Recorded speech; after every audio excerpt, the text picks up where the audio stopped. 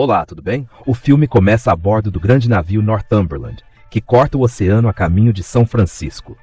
Entre os passageiros estão duas crianças, o pequeno Richard e sua prima Emmeline, carinhosamente chamada de Emily.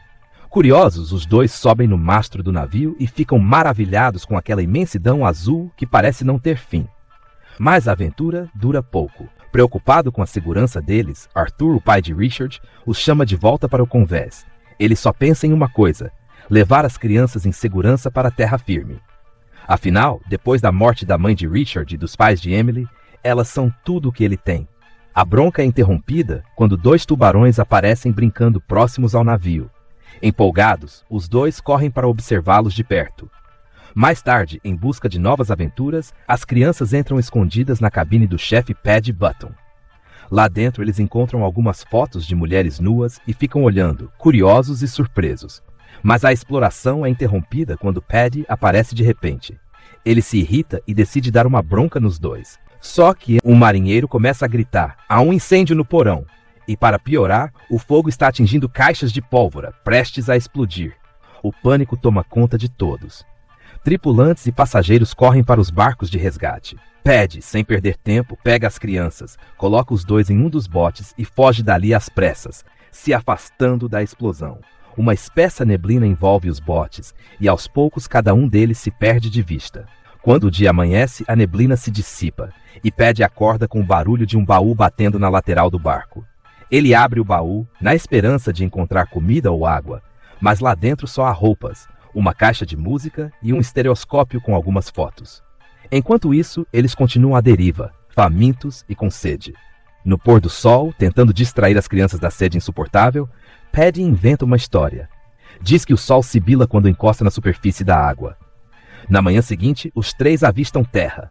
Exaustos, eles comemoram ao ver que o barco foi levado até a praia de uma ilha tropical deserta.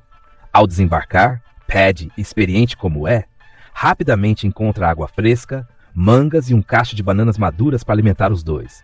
Enquanto explora o lugar, Emily encontra um barril abandonado e tenta beber o líquido lá dentro. Quando conta a Paddy, ele percebe na hora: aquilo é rum. Nesse mesmo instante, Richard surge escorregando do topo de uma cachoeira, com um crânio humano nas mãos. Preocupado com essas descobertas, Paddy decide subir até o morro mais próximo para ver se encontra algum sinal do navio de Arthur. Enquanto ele está ocupado, Emily, distraída, experimenta algumas frutinhas vermelhas. Só que, antes que ela engula, Paddy percebe, corre até ela e explica que aquelas são as frutas do sono eterno. Quem come, simplesmente não acorda mais. Forçados a se estabelecer na ilha, eles começam a adaptar suas vidas ao novo lar. Com os objetos do baú, as crianças passam o tempo se divertindo. Richard brinca com o estereoscópio e fica intrigado ao ver uma foto de noivos, o que chama a atenção de Paddy. O velho Ri conta com orgulho que já foi casado 7 vezes e tem 17 filhos, a quem chama carinhosamente de diabinhos. O tempo passa e Emily se interessa cada vez mais pela vida selvagem da ilha, enquanto Richard aprende com entusiasmo técnicas de sobrevivência ensinadas por Paddy. Pesca, nós com plantas e até a construção de uma pequena cabana com galhos de palmeira. Paddy marca religiosamente cada dia que passa, fazendo entalhes no tronco de uma palmeira. E com o tempo, Richard e Emily passam a viver como pequenos selvagens. Nadam nas águas mornas da praia, se recusam a usar roupas desnecessárias e aproveitam o calor tropical.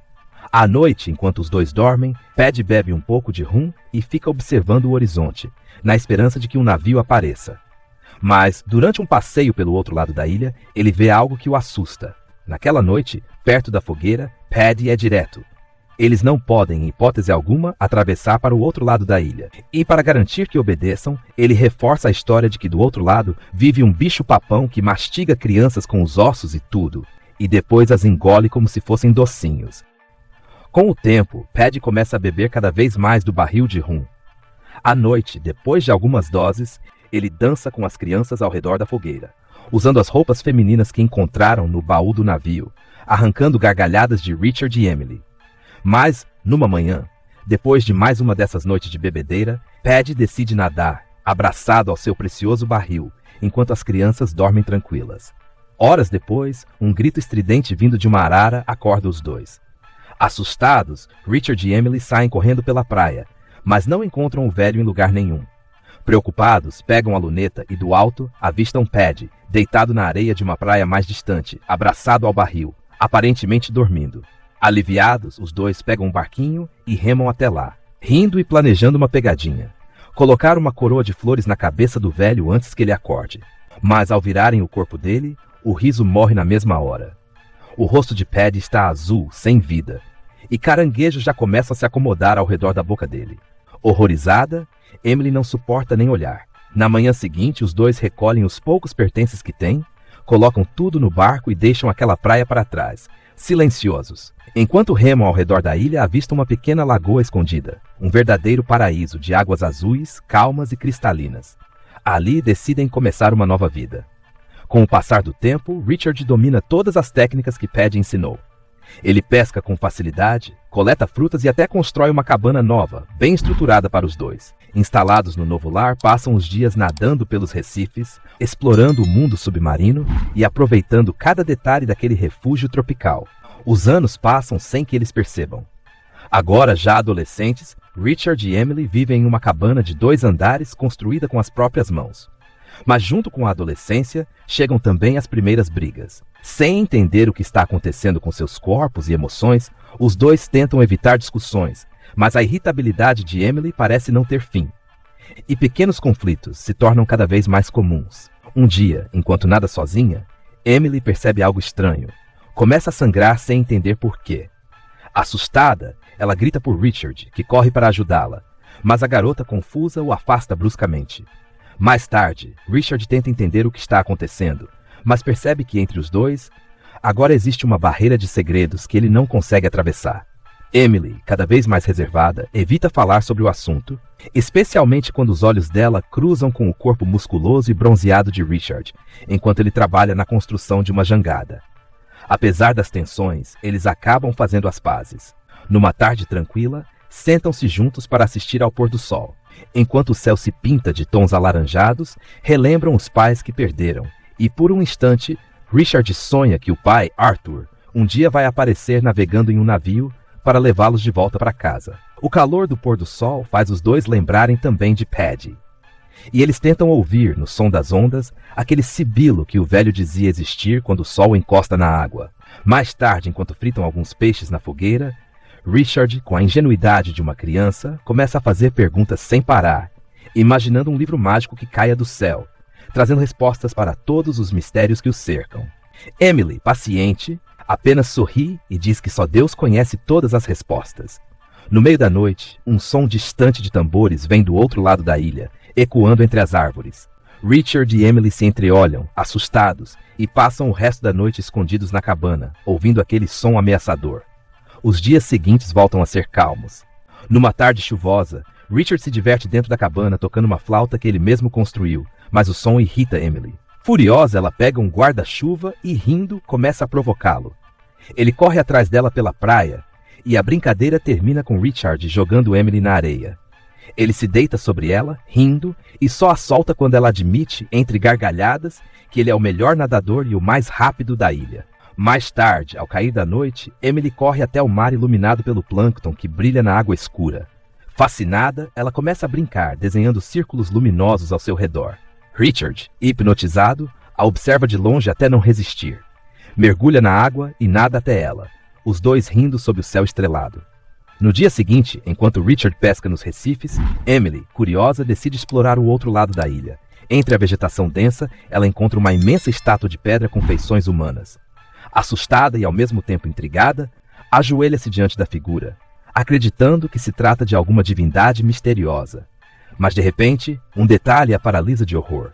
Um fluxo espesso de sangue vermelho escorre lentamente da base da estátua, tingindo a areia ao redor. Ao voltar para a cabana, Emily conta para Richard sobre a estranha descoberta da estátua.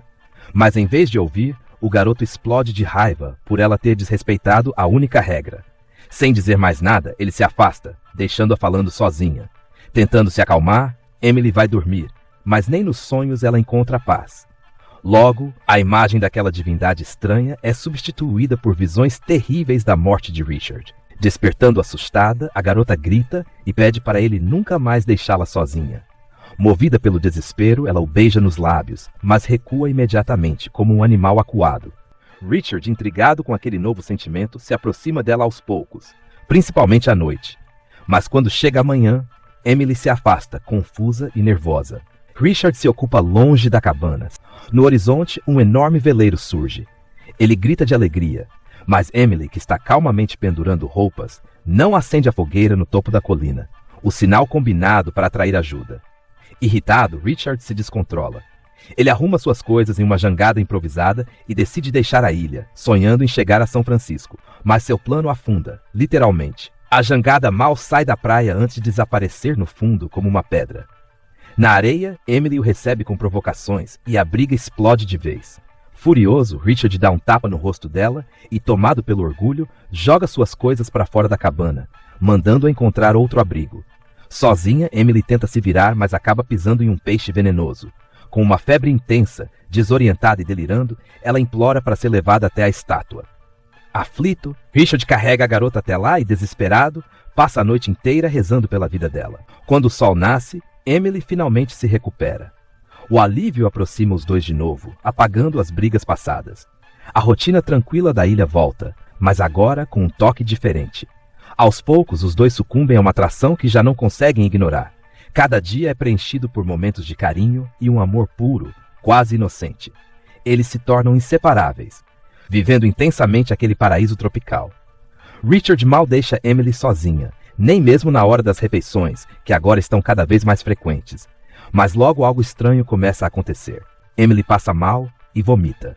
Assustada, evita qualquer intimidade com Richard, pois desconfia que algo está errado. Sua barriga começa a se arredondar e o mistério só aumenta. Enquanto isso, do outro lado da ilha, tambores rituais ecoam durante a noite. Movido pela curiosidade, Richard segue o som até a estátua da divindade e, escondido, observa uma estranha dança de nativos ao redor do fogo. O ritual termina em um sacrifício brutal, deixando o garoto em choque. Aterrorizado, ele corre de volta para a cabana. Mas no caminho, ouve os gritos desesperados de Emily ecoando pela floresta.